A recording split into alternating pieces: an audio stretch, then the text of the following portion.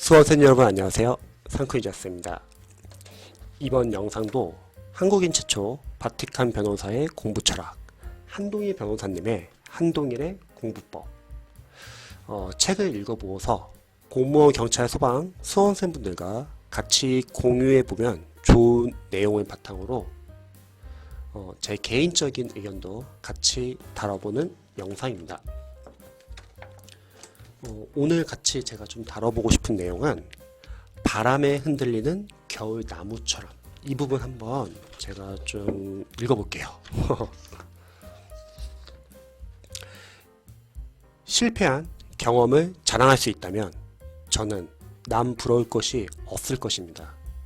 사람들은 역경이 닥치면 실망하지만 인생은 자신의 의지와는 상관없이 흘러갈 때가 많습니다. 공부도 마찬가지입니다. 제 의지와는 상관없는 결과가 나와 수없이 절망했습니다. 그때마다 더 열심히 공부하겠다고 다짐했지만 공부를 늘 열심히 하는 건 불가능에 가까운 일이었습니다. 요즘 우리는 어떤 일을 하기 전에 검색부터 합니다. 밥을 먹으러 갈 때는 맛집을 검색하고 책을 읽고 싶을 때는 블로그나 SNS 혹은 유튜브에서 추천하는 책을 삽니다. 그러면 실패할 가능성이 줄어듭니다. 시간이 부족할 때 한정된 비용으로 가장 좋은 결과를 얻는 방법이긴 합니다. 하지만 실패할 기회를 아예 만들지 않는 이런 자세가 과연 좋기만 할까요? 서점에 가서 이런저런 책을 들춰보다가 한 권을 골랐는데 인생책이라 할 만한 걸 손에 넣는 짜릿한 경험을 할 수도 있습니다. 어디서도 소개되지 않았는데 말입니다. 이런 경험이 쌓이면 책을 고르는 안목도 높아지지 않을까요? 한 번은 바쁘게 운전을 하고 가는데 내비게이션이 엉뚱한 길로 안내해 몹시 화가 난 적이 있습니다. 그런데 다른 날 내비게이션이 가르쳐준 그 길로 가고 있는 저를 발견했습니다. 내비게이션의 잘못으로 알게 된 길이 지금의 목적지로 향하는 새로운 지름길임을 알고 틀린 게 언제까지나 틀린 게 아니구나 싶어서 피식 웃었습니다. 공부하면서 맞닥뜨리는 슬럼프나 실패의 경험은 우리를 좌절하게 만듭니다.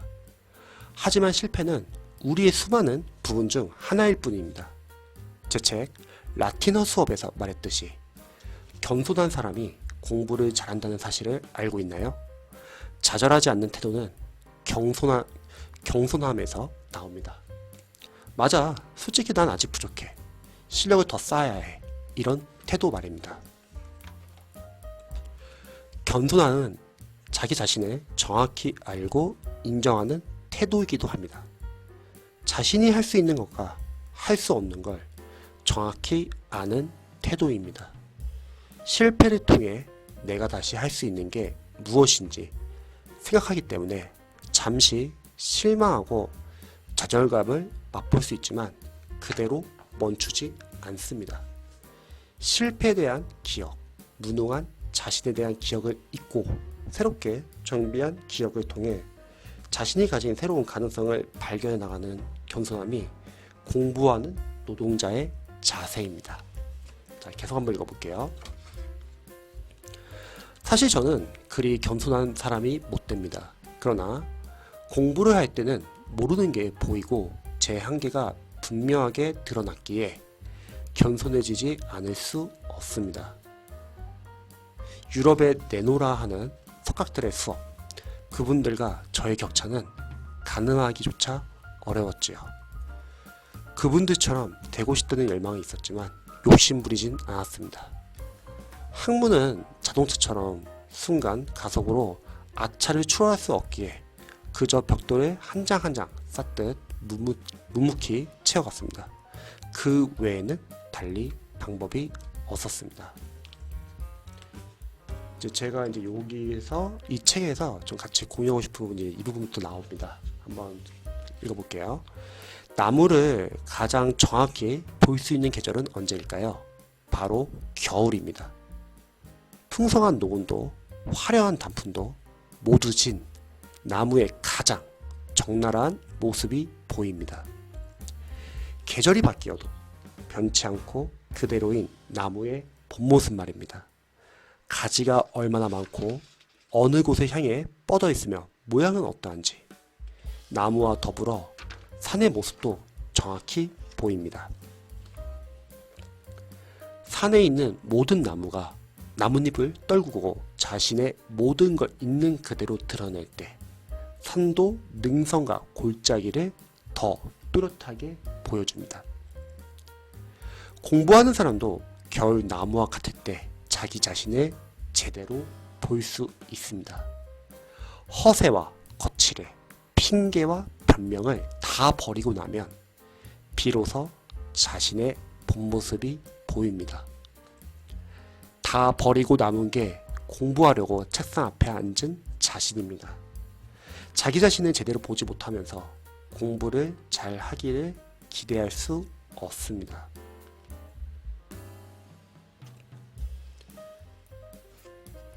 사실 아무리 외면하고 부정해도 본 모습을 자기 자신은 알고 있습니다.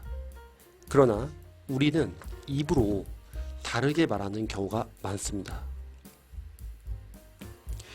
내가 한국에 있었을 땐 그렇지 않았는데, 또는 그때 내가 아프지 않았더라면, 또는 이것 말고 다른 공부를 했더라면, 시간이 좀 더 있었더라면, 언어가 됐더라면, 그때 아버지가 돌아가시지 않았더라면, 이런 식으로 말이죠. 돌아보면 그런 것들이 공부를 마치지 못한 치명적이고 본질적인 원인은 아니었다는 사실을 자기 자신은 알고 있습니다. 앙상한 가지만 남은 겨울나무와 같은 모습은 공부하는 사람이 가질 수 있는 가장 겸손한 자세입니다. 그 자세로 자신이 해야 할 일들을 마주하고 묵묵히 수행해야 합니다. 겨울 동안 나무는 잎은 남아있지 않지만 죽은 게 아닙니다. 다시 잎을 피울 때까지 묵묵히 찬바람을 견디며 준비하고 있는 겁니다. 움직이지 않는 나무가 사람보다 자기 관리를 더 잘합니다. 세찬 바람에 스스로 가지치기도 하고 한 해 동안 풍성하게 키웠던 나뭇잎도 미련 없이 떨어뜨립니다. 둘러싼 껍질이 단단해지고 때로 불필요한 건 스스로 걷어냅니다. 사람이 지루하고 지난한 공부를 해나가는 시간도 같습니다. 그러나 우리는 가지에 얼마 달려있지 않은 나뭇잎에 집착하고 그걸 공부하지 않는 자신의 보호막으로 샀습니다. 그보다는 내 능력이 좀처럼 향상이 되지 않는데 어떻게 하면 더 나아질 수 있을까 하고 고민해야 합니다. 자신의 부족함을 알고 인정하는 데서 출발해야 합니다. 허세를 부리면 공부하지 않는다는 사실이 드러나지 않을 거로 생각하지만 실제로는 허세가 공부하지 않고 있음을 방증합니다. 실제의 나와 내가 평가하는 나 사이에 간극을 모르거나 혹은 모른 척을 하는 건데요. 그러다가 남이 이룬 걸 부러워하고 시샘하는 못난 모습을 보이게 됩니다. 지인들이 잘됐다는 이야기를 듣거나 소식을 접할 때 저는 부러워하거나 혹은 질투하지 않고 행간에 숨겨진 그들의 노력과 수고를 생각합니다. 그러면 마음이 편해지고 저의 태도를 생각하게 됩니다. 첫 구두 시험을 망치고 외국인 찬스로 나쁘지 않은 점수를 받은 부끄러운 제 모습은 잎이 다 떨어진 채 사풍이 부는 벌판에 서 있는 겨울 나무와 다를 바 없습니다. 법률 용어를 몰라 일일이 사전을 찾아야 하고 시간은 없고 공부할 것 많은 촌지적 난국에서 제 실력의 실체를 뼈아프게 확인하며 자존감이 극도로 낮아졌지만 제게 꼭 필요한 시간이었습니다. 겸손하지 못했던 제게 처방된 쓰디쓴 약이었다고 할까요? 공부에서 좋은 결과가 나오는 경우가 얼마나 될까요? 실패의 축적분이 오늘의 우리를 만든 겁니다. 실패는 정지가 아니라 앞으로 나아가는 과정이고, 잠시 제가 줄 좀 쳐볼게요. 노력하는 과정에서 거둔 실패만이 자랑할 수 있습니다. 실패한 사람이 다시 일어나 앞으로 나아가면 훗날 후회하지 않을 수 있습니다. 그게 이른바 성공한 삶이 아닐까요? 그런 삶 속에서 시간이 지나 중년이 된 어느 날 스스로에게 나는 살아온 것을 후회하지 않는다 라고 말하려면 지금 우리는 무엇을 해야 할까요? 이 질문을 제게도 해봅니다. 말 대신 행동으로. 자, 이렇게 제가 수험생분들과 오늘 좀 공유하고 싶은 내용이었는데요. 실패를 두려워하지 않고 꾸준하게 공부를 하고, 비록 잘 안 된다 하더라도 자기 자신을 인정하고 계속 보완을 해야 한다. 상당히 중요한 글 구문인 것 같아요. 우선 강사로서 영어를 예를 들어 볼게요. 수험생들이 영어 공부를 하면서 또는 다른 과목을 공부하면서 상담을 많이 해보면은 과정상 수험생들이 항상 힘들어하는 거는, 저는 공부를 지금까지 이렇게 해왔는데 점수가 잘 안 나옵니다. 많이 틀립니다. 너무 불안합니다. 제가 지금 잘못 공부하고 있는 건 아닐까요? 이런 걱정을 많이 하세요. 당연히 그런 걱정할 수 있죠. 저도 만약에 수험을 다시 준비를 했다고 하면은 틀리는 거에 대해서 저 역시도 마찬가지로 스트레스를 많이 받았을 것 같아요. 하지만 틀리는 거는 우리가 하나의 과정이라고 생각하면 좋을 것 같아요. 영어를 예를 들자면 여러분들이 어떠한 영어 문법 이론을 공부한다고 할게요. 이론을 많이 공부해도 영어 강사로서는 이론을 아는 것과 문제에 적용되는 것은 저는 별개라 생각해요. 다른 과목도 마찬가지일 것 같아요. 우리가 아무리 기본서를 많이 본다 하더라도 문제화된 거에서 우리가 문제를 풀 때 당연히 틀릴 수 있는 거예요.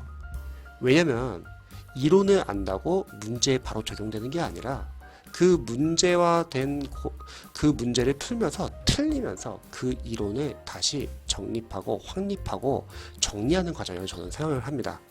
쉽게 말하면 틀리는 것도 저는 과정이라고 생각을 해요. 이건 영어도 마찬가지고 다른 과목도 마찬가지라고 생각합니다.